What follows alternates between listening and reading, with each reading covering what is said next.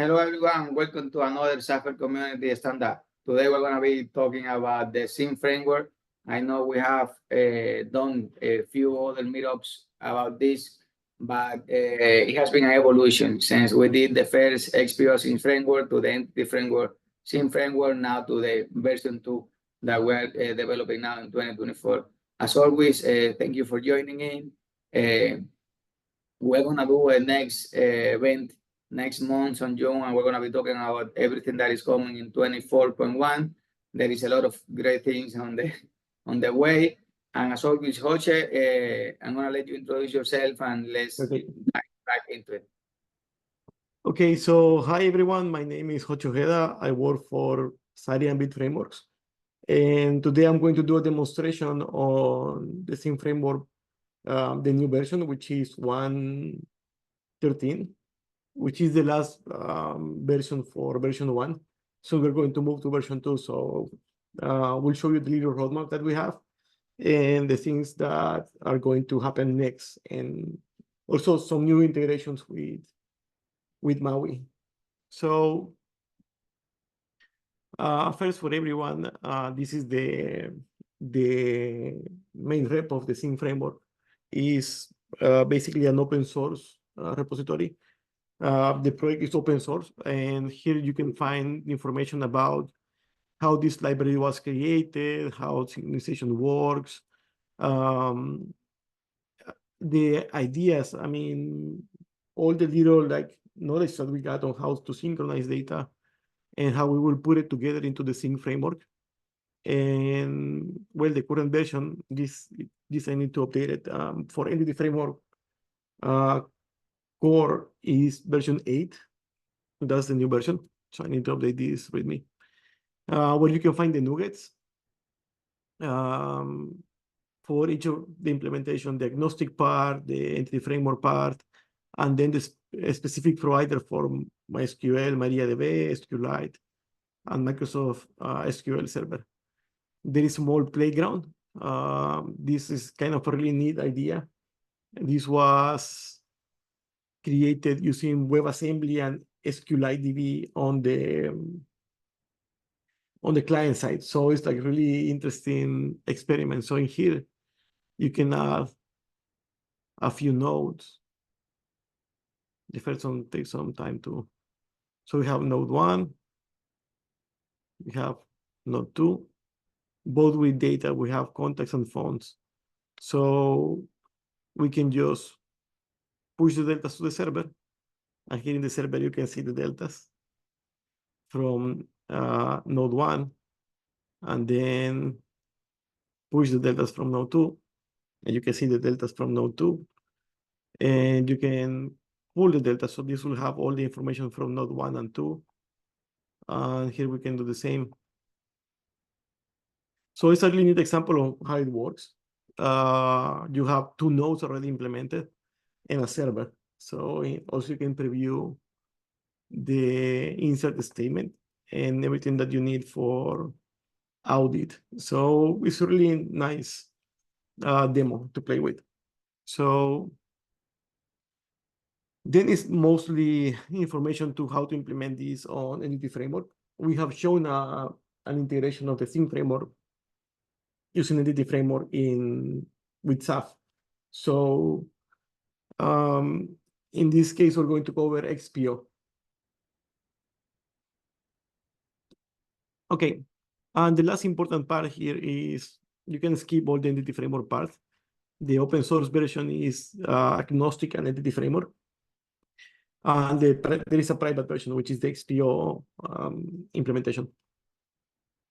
So here, the most important part about this is the templates, which will help you to implement a server like in 2 clicks. So the idea here is that you have to install the templates. You open the console and you paste this line. And that's it. In here, there is nothing new because I already have them installed. So, and if you want to create a new server, You just copy this line and go somewhere.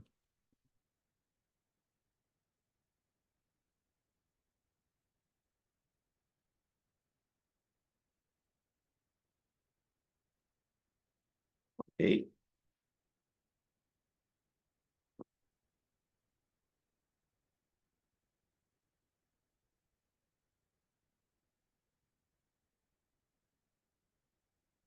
Pues,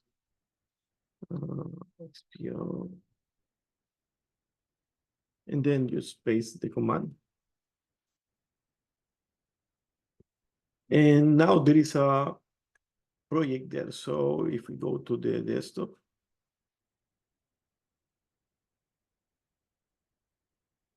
there should be XPO Sync Server demo. And we can open the project and you have everything that you need for synchronization already there. So it's kind of really easy to spin up a server. In some cases, the only thing that you need to do is to update the newest version to the last version. But beside that, it's almost good to go.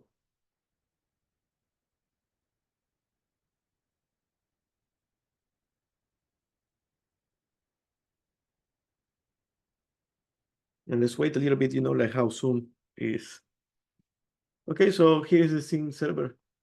It's super easy to implement. You already have the implementation done. You don't have to do anything, to be honest. It's going to restore the NuGet packages.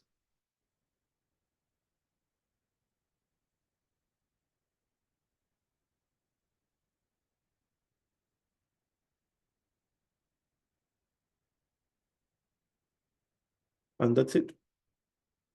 In here, the only thing that you need to do is in your program, we are adding a memory node for the server, which the idea of memory delta store 1. You can use this line as many times as you want. You can do something like this. And then you will have two different delta stores. You can have as many delta stores as you want in one server.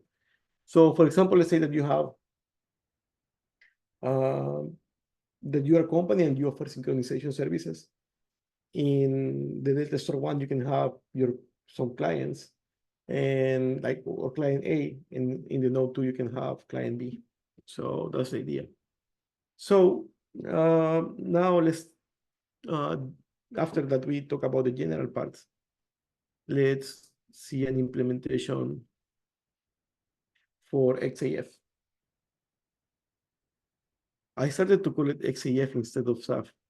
Before I used to call it just SAF. So, okay. So here we have, this is the XPO version. So it's like, I had to implement it like a specific XPO provider. So there is this XPO provider that is called Sync Data Store. So this is like any other XPO provider. But the difference is that it creates deltas, right? So as you can remember, there is like an easy way to use a custom XPO provider. So to use a custom XPO provider, you just go to the program, for example, or any of the main lines. Actually, I think here we have it in the startup. Yes, here, for example, to integrate the SyncFramework in SAF is as easy as register this. You can put it in the program or like as soon as you can in your application. And then what we do here is like when we add the object space provider, we pass it a custom data space provider. And that's it. It's like you just register the object space provider that uses the sync data store, and you pass the connection string, and basically that's it. This is all the code for the integration in SAF. So as you can see, it's kind of really easy to do it. And now the connection string for this is special. So the provider is the sync data store. Then you have the connection string for data and the connection string for deltas. So let's see here, delta connection string. And then you have other parameters like enable tracking. Maybe you don't want to start tracking in your store, in your Sync data store. Maybe you just want to run the application and you decide when to start tracking or not. So I put it to false to do a different example is always to true in all the examples that I do. So I set it to false in this case.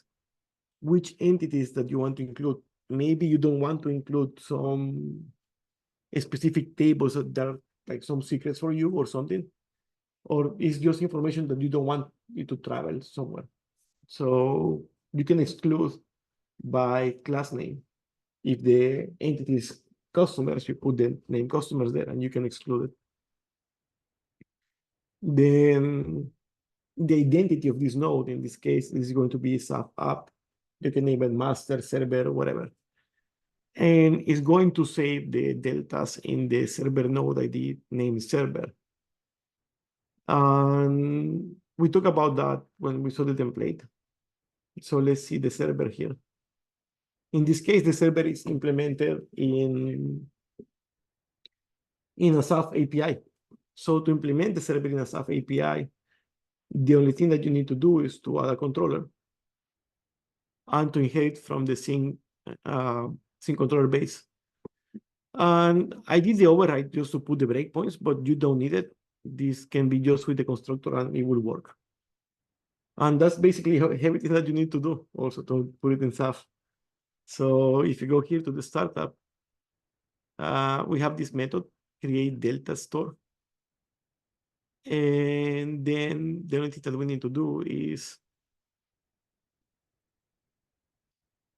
there is an extension method here. Add sync server with delta store node, and then you create one node and you pass it and you pass the ID. So the ID in this case is server. So the SAF application is going to send deltas to this URL here and will be saved in the node named server. So you have an identity that's this application, SAF app, and where in the server you want to save it because there might be more than one delta store. Okay, so that's it. And I'm going to run the app. And well, maybe before this, I should show you the MAUI application. To implement this in MAUI is also really easy. Basically, there's only a few lines and they are here. We have this one button in the UI. Well, there is like three actually, but there is one name in its SyncFramework. So that triggers this method. And the only thing that we're doing in here is we are creating calculating the path for two databases, one for the data actually, and one for the deltas. This is always tricky because it's almost the same word, delta, data. So then we need to, there is like this class that is the SyncFramework default that contains a method that is specific for MAUI or any portable application. So you can init the SyncFramework with SQLite databases. So you pass your identity, the name, the node on the server, which is server, we name it like that, the URL, the path to the data file, the path to the delta files, and the types that you want to include to update the schema. And these are basically this line is the only one that you need in MAUI. Everything else is just calculating the path and things like that. So in MAUI, everything works in one line. And that's it. And we keep an instance of this on the program. And if we go and check it, it contains one method. it contains the DAL and one method to create a unit of work. So you can use that across the application to create unit of work that are going to be tracking deltas. Like whatever you do in that transaction is going to be saved as deltas, and you can send it to the server. So, okay. So we have, let's start the server first.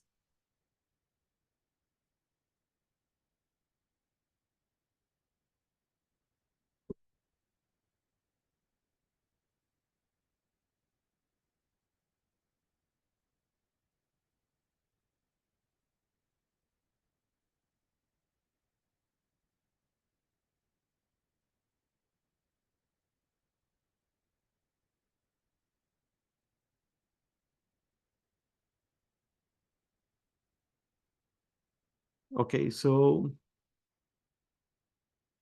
here the SAF API is running, and I have run a ngrok tunnel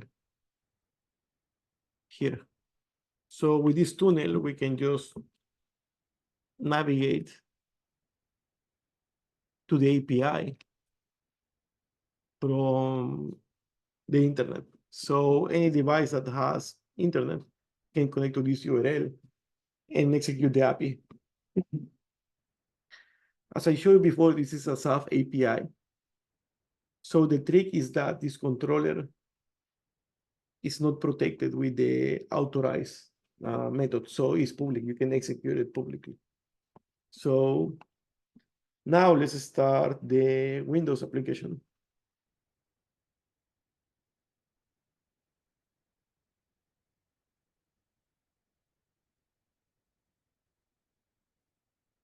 This demo is going to be almost UI-less because it's difficult to create a UI from Maui in the sense that it takes time to run the emulators, to like compile text. It's a little bit heavy on that. So we're going to do some tricks to show how the framework works.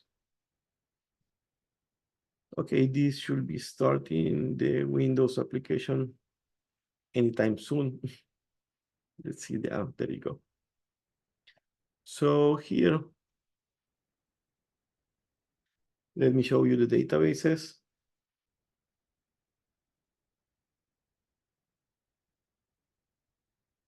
And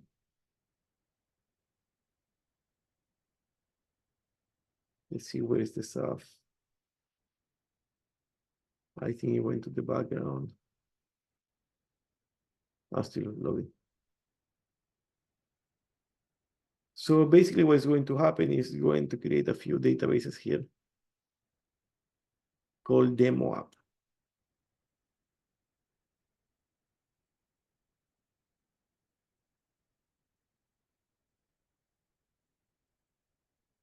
So we have data and delta. And this is a subproduct of adding the XPO object space provider late in the application. It will always create the default database first when the application starts, but it's empty and no one is pointing here actually. You have the table, but there is no data in any of them. So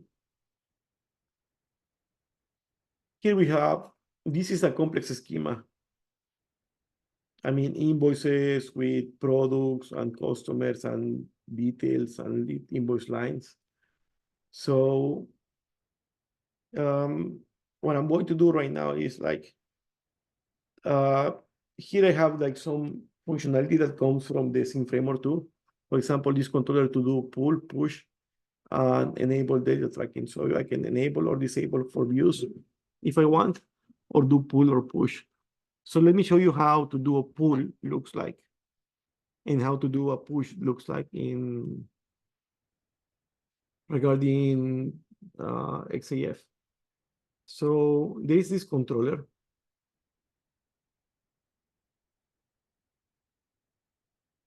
that contains two simple actions with the virtual methods that you can override, and it's so easy as create an object space, and we have extensions for the object space. So each object space will have the method pull and push. And that's it. That's how you pull and push information to the server. It's like really simple, right? And that's basically it. So now let's start the last application, which is the Maui application. This is kind of really simple one. But let me show you what it's going to do in general.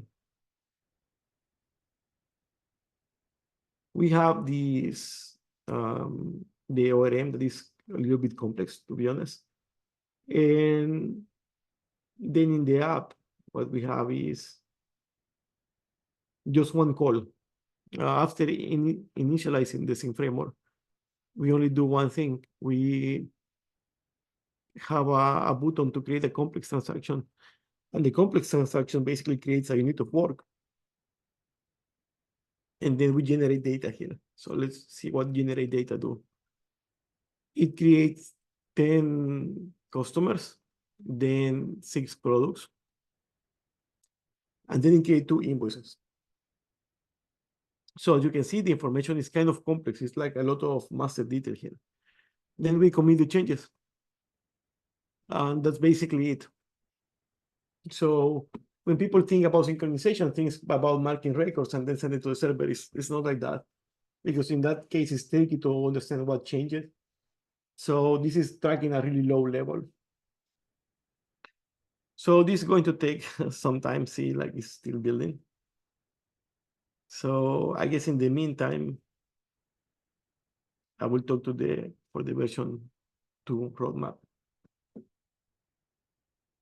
So, oh, it's not this one, wrong presentation, OpenAI.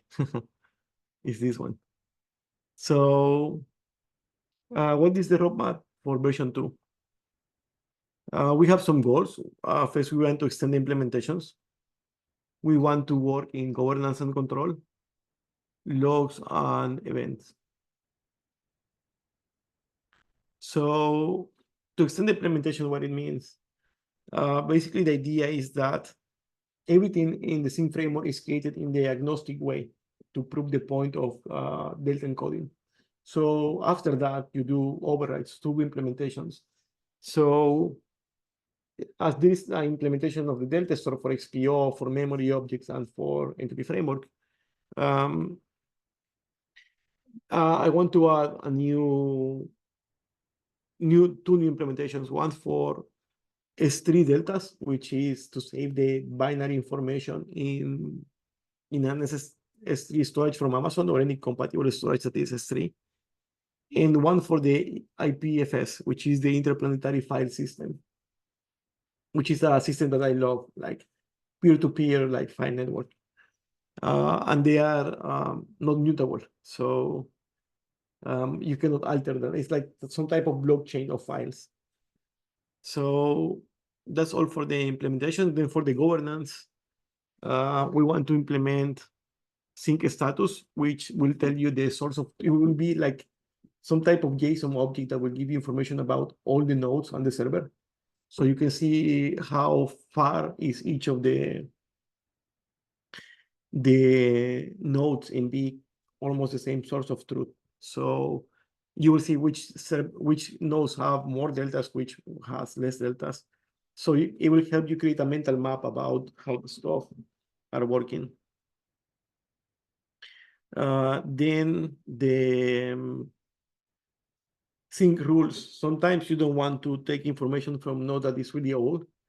If someone forgot or lose their device and everyone continued doing like increasing the data or like creating new data, and someone will take this old node and put it back to the network, it might be a bad idea. You might want to reject those delta. So there should be some rules that that the delta should accomplish in order for you to process them or to save them. So I think it's like a good for logic, for some business logic there.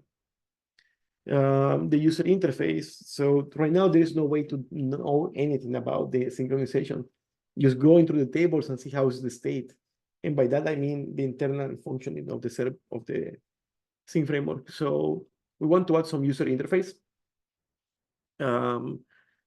I guess it will be a self-application somewhere, or also a set of components that helps you just put them, throw them in a web app, and then show the state of the synchronization. And then database snapshot. This is useful if you want to include a new node in the mobile part, and you don't want to process all the delta since day one. You can create a database and just download to the device. So for the events, we want to add events for the delta store before creating the delta and after creating the delta, and also the before creating should be able to cancel in case you want to do something or some rule did not work.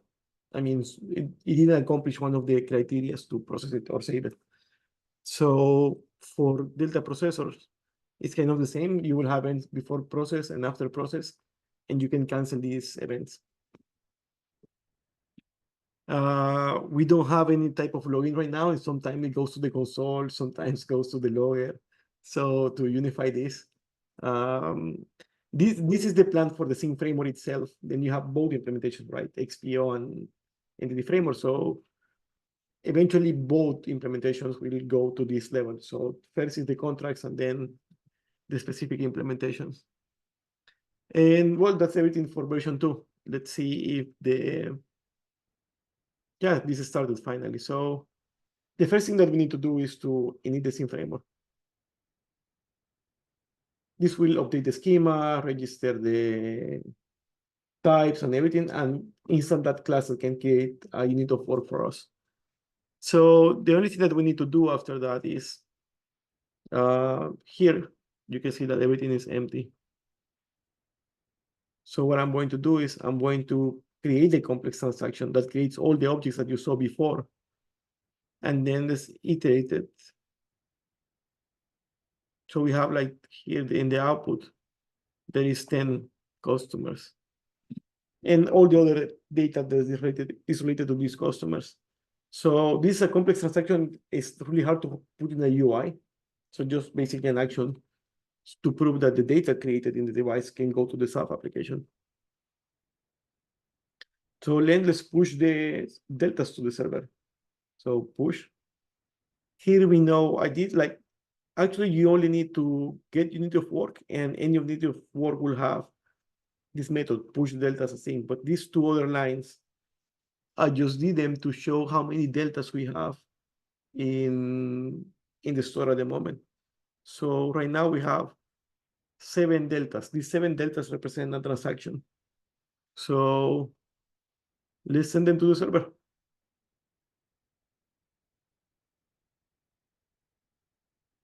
See, now the server is stopping this in the sync controller because it receives the delta information from the device.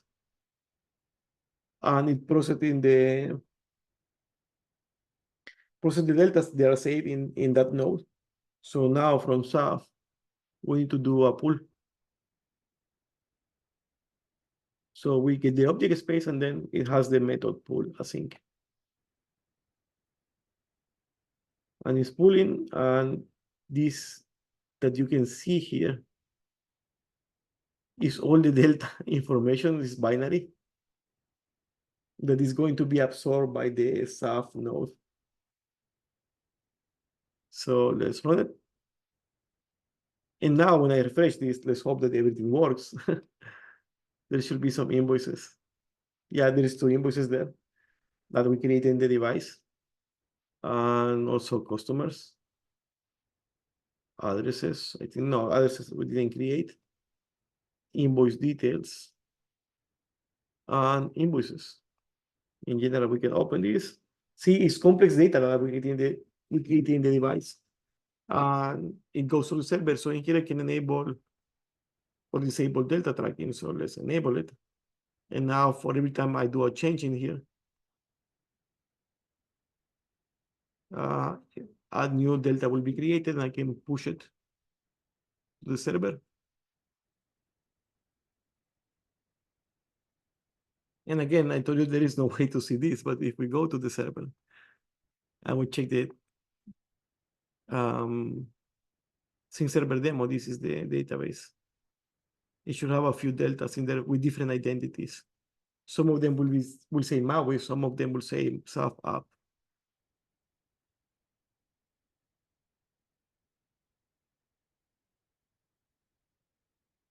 See, the ones that created in Maui, the one created for self-app. So if another client come, if we execute this in order of the index,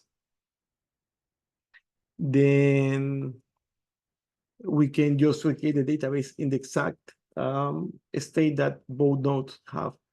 So interesting, all the changes are here in binary operations. So, well, that's everything for today. As you can see, it's too easy to implement the synchronization. It's more about planning how your data will flow. In any case, if you want a demo for the SyncFramework for XPO, just let us know and we will make a demo for you. And we'll keep you posted about when the version 2 is going to be released. So thanks everyone for joining and continue solving.